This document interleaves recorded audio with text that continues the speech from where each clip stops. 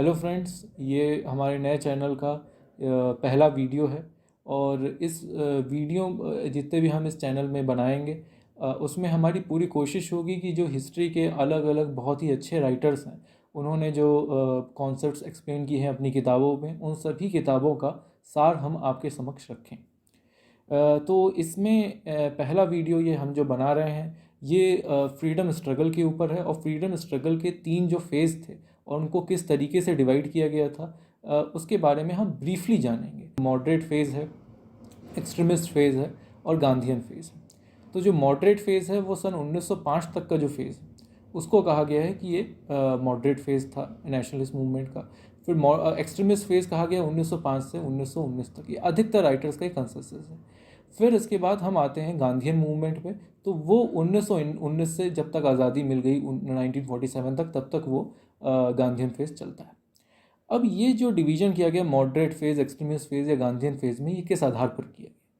तो इसमें जो इसका मुख्य आधार था वो था कि उस समय कौन से मेथड्स यूज़ हो रहे थे, ये मेन चीज़ थी। कौन सा सबसे प्रीडोमिनेंट मेथड था और कौन सी प्रीडोमिनेंट आइडियोलॉजी उस वक्त मौजूद थी। क्योंकि मॉडरेट और एक्सट्रीमिस्ट तो हर समय थे, है ना। मॉडरेट फेज़ में भी एक्सट्रीमिस्ट लीडर थे और एक्सट्रीमिस्ट फेज़ में भी मॉडरेट लीडर्स थे। तो इसकी हम शुरुआत सबसे पहले हम बताते हैं मॉडरेट फेज़ के बारे में। तो मॉडरेट फेज़ में हम सबसे पहले बात करेंगे मॉडरेट मेथड्स आखिरकार थे कौन से। तो इसमें 5 बेसिकली मेथड्स हम अलग अलग किताबों से आपको बताएंगे जो इन्होंने निकाले हैं राइटर्स ने। सबसे पहला मेथड था प्रेयर्स, पिटिशंस और रेजोल्यूशंस का। मतलब कि कांग्रेस का जैसे अधिवेशन होता था, उसमें सब नेतागण जो हैं वो आते थे, रेजोल्यूशन पास किए जाते थे अलग अलग नेशनल इश्यूज़ पे, बिल्स पे। और जो कांग्रेस के नेता थे वो उन रेजोल्यूशंस के आधार पे अपने न्यूज़पेपर्स वगैरह में, क्योंकि जितने भी नेता थे उन सब के अपने न्यूज़पेपर चलते थे, उसमें वो पॉलिटिकल प्रोपेगेंडा करेंगे। तो इस तरीके से रेजोल्यूशन पास होते थे। कांग्रेस की तरफ से पिटीशन जाती थी सरकार को, उस समय जो ब्रिटिश सरकार भारत में थी, और उनसे रिक्वेस्ट की जाती थी कुछ चीज़ों के मामले में। दूसरी चीज़, फिर वो कभी कभी क्या करते थे कि प्रेयर पिटीशन से एक कदम आगे बढ़ते थे और प्रोटेस्ट करते थे। लेकिन जो उनके प्रोटेस्ट का जो मेथड था, जो मॉडरेट मेथड था, वो था कॉन्स्टिट्यूशनल एजिटेशन का। मतलब कॉन्स्टिट्यूशन की जो 4 वॉल्स हैं, उसके जो बाउंड्स हैं, उसके हमें बाहर नहीं जाना है, उसके बाहर जाके स्ट्रगल नहीं करना है। एक बहुत ही महत्वपूर्ण था इनका एक मेथड कि पॉलिटिकल एजुकेशन ऑफ मासेस। तो वो क्योंकि जैसा कि मैंने आपको बताया कि ये सब न्यूज़पेपर, उस समय न्यूज़पेपर ओनर होना या जर्नलिस्ट होना ये कोई लिक्रेटिव कैरियर नहीं था। ये एक सेवा, देश सेवा के लिए करते थे, खुद के इन्वेस्टमेंट से करना पड़ता था।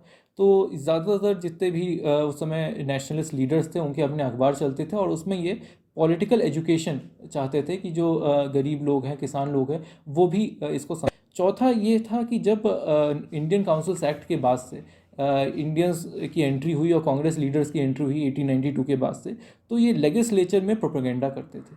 लेजिस्लेचर्स जो कि provincial, Bombay presidency, Bengal presidency के अपने लेजिस्लेचर थे, और एक इंपीरियल लेजिस्लेटिव काउंसिल था। तो इन सभी में ये लोग गवर्नमेंट की पॉलिसीज़ को क्वेश्चन करते थे, क्रिटिसाइज़ करते थे। एक बहुत ही फेमस इंस्टेंस है कि जो बॉम्बे प्रेसिडेंसी की लेजिस्लेटिव काउंसिल थी, उसमें गोपाल कृष्ण गोखले और फिरोज शाह मेहता ने एक बिल के अपोजिशन में वॉकआउट किया था, और वो भारत का पहला वॉकआउट था। ये सन 1902 की बात है। इसके अलावा एक और इनका मॉडरेट मेथड था कि इन्होंने इकोनॉमिक एक्सप्लॉयटेशन जो अंग्रेज़ों ने भारत पे, भारतीयों पे किया, ये पहली बार ये लोग दुनिया के समक्ष लेके आए थे। जैसे कि दादा भाई नौरोजी ने poverty and un British rule in India नाम की किताब लिखी है, जिसमें उन्होंने ब्रिटिश पॉलिसीज़ किस तरीके से किसानों के खिलाफ हैं, किसान विरोधी हैं, वो उन्होंने बताया था। इसी तरीके से आरसी रमेश चंद्र दत्त जो थे, आरसी दत्त, उन्होंने इकोनॉमिक हिस्ट्री ऑफ इंडिया में ये सब चीज़ें उजागर की हैं और बताया है। अब मॉडरेट की जो आइडियोलॉजी थी वो क्या थी कि मॉडरेट ये मानते थे कि India is a nation in making. Bharat जो है वो मॉडर्न नेशनलिज्म के लिए अभी एक नई चीज़ है, और जो मासेस हैं उन्होंने इस तरीके की जो डेमोक्रेटिक पॉलिटिक्स है, रिप्रेजेंटेटिव पॉलिटिक्स है, ये कभी एक्सपीरियंस नहीं की है। तो उनको ये पहले हमें समझाना पड़ेगा, उनको तैयार करना पड़ेगा इस तरीके की पॉलिटिक्स के लिए। और जो नेशनलिस्ट मूवमेंट, फ्रीडम स्ट्रगल एक बिल्कुल इन्फेंट स्टेज में है, एक शैशवावस्था में है, उसको ब्रिटिश गवर्नमेंट जो इतनी पावरफुल कॉलोनियल रेजीम है वो ये बहुत बुरी तरह से कुचल सकती है अगर हम इसको एकदम से मास स्ट्रगल पे ले गए। तो वो मास स्ट्रगल के इसलिए अगेंस्ट थे, पॉपुलर स्ट्रगल के अगेंस्ट थे। मेन लीडर्स थे वो कौन थे जो इस आइडियोलॉजी को फॉलो करते थे? तो इसमें सुरेंद्र नाथ बनर्जी, दादा भाई नौरोजी, फिरोज शाह मेहता, गोपाल कृष्ण गोखले, जस्टिस महादेव गोविंद रांडे। फिर एक बहुत ही इंपॉर्टेंट जो बात आती है कि मॉडरेट फेज़ में जो मास बेस था ये काफ़ी छोटा था। इसमें लॉर्ड डफरिन ने भी कहा था कि जो ये नेशनलिस्ट हैं ये माइक्रोस्कोपिक माइनॉरिटी है, ये टर्म उन्होंने यूज़ किया था नेशनलिस्ट के लिए और कांग्रेसमैन के लिए। जो फेज़ है उसको एक्सट्रीमिस्ट फेज़ इसलिए कहा जाता था क्योंकि इसमें एक्सट्रीमिस्ट मेथड्स का यूज़ हुआ करता था। अब इसमें एक्सट्रीमिस्ट मेथड्स थे कौन कौन से? तो बेसिकली जो एक्सट्रीमिस्ट मेथड हैं वो एक्स्ट्रा कॉन्स्टिट्यूशनल थे, as contrast to the moderate methods जो कि कॉन्स्टिट्यूशनल के फोर वॉल्स में ही रहते थे। लेकिन इनके मेथड्स एक्स्ट्रा कॉन्स्टिट्यूशनल थे, जिसमें क्या क्या आता है? तो इसमें एक तो बॉयकॉट आता है। तो बॉयकॉट हम सबको पता है क्या होता है, जो इवन फॉरेन गुड्स का बॉयकॉट था या इंस्टीट्यूशंस का बॉयकॉट है, वो सब बॉयकॉट में आ जाएगा। इसके अलावा पैसिव रेजिस्टेंस है, स्वदेशी, केवल स्वदेशी प्रोडक्ट यूज़ करना है, स्वराज की इनकी सेल्फ गवर्नमेंट की डिमांड थी। और सबसे इम्पॉर्टेंट बात जो डिफरेंस था मॉडरेट्स और एक्सट्रीमिस्ट का, वो मासेस के रोल के ऊपर था। जैसे मॉडरेट थे वो ये मानते थे कि जो मासेस हैं वो केपेबल नहीं है एक मास मूवमेंट में या एक लॉन्ग सस्टेन्ड मूवमेंट करने में इम्पीरियलिज्म, कॉलोनियलिज्म के खिलाफ। लेकिन एक्सट्रीमिस्ट ये मानते थे कि मासेस में उनको बिलीव था और मासेस जो है वो तैयार है मूवमेंट के लिए, ऐसा उनको लगता था। तो इन्होंने इनकी एक मेथड की खास बात ये थी कि ये मास एक्शन पे बिलीव करते थे। इनकी जो आइडियोलॉजी थी एक्सट्रीमिस्ट की, वो कैसे मॉडरेट से डिफरेंट थी? तो एक तो इनको तुरंत सेल्फ गवर्नमेंट चाहिए थी, डोमिसाइल स्टेटस चाहिए था। एक तो ये डिफरेंस आता है। दूसरा जिसकी हम लोगों ने अभी बात की कि ये थोड़ा मास मूवमेंट में बिलीव करते थे, बड़े बड़े गैदरिंग्स ऑर्गेनाइज करते थे, जैसे कि बाल गंगाधर तिलक जो हैं वो शिवाजी फेस्टिवल, गणपति फेस्टिवल ये सब ऑर्गेनाइज करते थे। और उसमें काफ़ी इमोशंस, मासेस के इमोशंस पे अपील करते थे। मॉडरेट्स ज़्यादातर इंटेलेक्ट पे केवल लोगों के इकोनॉमिक क्रिटिक करते थे, और एक्सट्रीमिस्ट जो हैं वो उनके इमोशंस पे और इन सब चीज़ों पे अपील करते थे। इसके अलावा और जो इनकी ख़ास बात थी तो वो ये था कि जो न्यूज़पेपर ये लोग भी चलाते थे मॉडरेट्स की तरह, बाल गंगाधर तिलक का न्यूज़पेपर था केसरी। लेकिन इनकी जो लैंग्वेज थी वो काफ़ी ज़्यादा क्रिटिकल होती थी।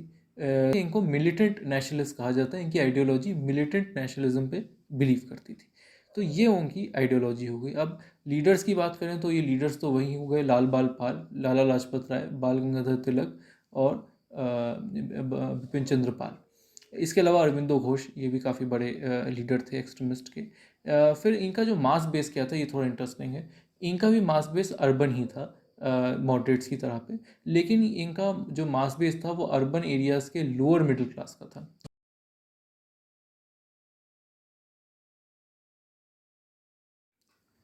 तो गांधीयन फेज़ में अब हम आते हैं, जो 1919 से लेके 1947 जब तक इंडिपेंडेंस मिली उसके बीच का जो पूरा फेज़ था।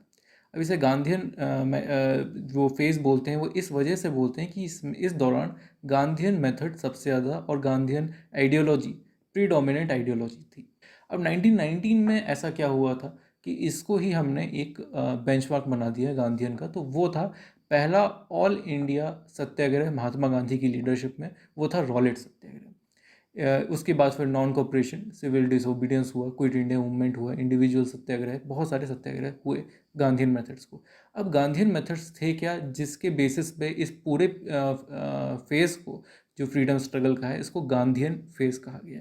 तो इसमें तो जो एक तो सिविल डिसोबीडियंस हमने बात की, तो वो है डिसोबोइंग the unjust laws. Mahatma Gandhi ये मानते थे अगर कोई लॉ अनजस्ट है तो उसको ओबे करना क्राइम अगेंस्ट ह्यूमैनिटी एक अलग तरीके का बॉयकॉट था। इसमें ब्रिटिश के जितने भी गवर्नमेंट के इंस्टीट्यूट्स थे उन सबको बॉयकॉट करने की बात है। तो अब गवर्नमेंट के स्कूल हैं उसमें बच्चे नहीं पढ़ेंगे, जो कोर्ट्स हैं उसमें लॉयर प्रैक्टिस नहीं करेंगे। काफ़ी लॉयर्स ने अपनी काफ़ी ल्यूक्रेटिव प्रैक्टिस छोड़ दी, जैसे कि मोतीलाल नेहरू, चित्तरंजन दास इसके सबसे बड़े एग्जाम्पल हैं। इस सर्विसेज का बॉयकॉट करेंगे। जो सिविल सर्विसेज में सेलेक्ट हो चुके हैं वो सर्विसेज छोड़ेंगे। जो मिलिट्री के लोग हैं वो लोग भी मिलिट्री छोड़ेंगे। नॉन कॉर्पोरेशन के टाइम पे ही ऐसा हुआ था, केवल मिलिट्री के बारे में। और सर्विसेज का सबसे बड़ा एग्जांपल सुभाष चंद्र बोस है, जिन्होंने सिविल सर्विसेज छोड़ी थी। ब्रिटिश के साथ सारे एसोसिएशन जो है हमें ख़त्म करने हैं। ये पूरा नॉन कॉर्पोरेशन और सिविल डिसोबीडियंस का पूरा सार था। तो ये आपके गांधीयन मेथड्स हो गए। तो गांधीयन आइडियोलॉजी क्या थी? तो गांधीयन आइडियोलॉजी बिल्कुल एक वर्ल्ड फेमस आइडियोलॉजी है, चेंज ऑफ हार्ट के ऊपर थी। नॉन वायलेंस की आइडियोलॉजी थी। और नॉन वायलेंस का मतलब केवल वायलेंस ना करना या वायलेंट ना होना नहीं है। महात्मा गांधी के अनुसार नॉन वायलेंस का मतलब कोई खराब भावना भी ना रखना जिसके खिलाफ आप सत्याग्रह कर रहे हैं। तो इसको भी नॉन वायलेंस उन्होंने कहा था। और नॉन वायलेंट सत्याग्रह से चेंज ऑफ हार्ट दूसरे का करना, इसमें आप हंगर स्ट्राइक वगैरह भी यूज़ कर सकते हैं। तो ये गांधीयन आइडियोलॉजी थी बेसिकली। और यही आइडियोलॉजी प्रीडोमिनेंट रही पूरे फ्रीडम स्ट्रगल में 1919 से 1947 के बीच में। ये जो मेन लीडर्स थे वो कौन थे? तो महात्मा गांधी के अलावा जवाहरलाल नेहरू, सुभाष चंद्र बोस, मौलाना आज़ाद, राजेंद्र प्रसाद, सरदार पटेल, जितने भी हम अपने नेशनल लीडर्स मानते हैं, फाउंडिंग फादर्स मानते हैं, वो सब के सब गांधीयन लीडर्स थे। क्योंकि इनके ही टाइम पे इंडिपेंडेंस मिली थी। इसका मास बेस क्या था? तो इसके जो मास बेस में अभी तक केवल अर्बन चल रहा था, लेकिन इसमें इसका अर्बन के साथ साथ रूरल मास बेस था। इसमें सभी पीजेंट्स आ जाते थे, इसमें वर्कर्स भी थे, इसमें वुमेन भी थी। तो ये पूरा का पूरा गांधीयन स्ट्रगल।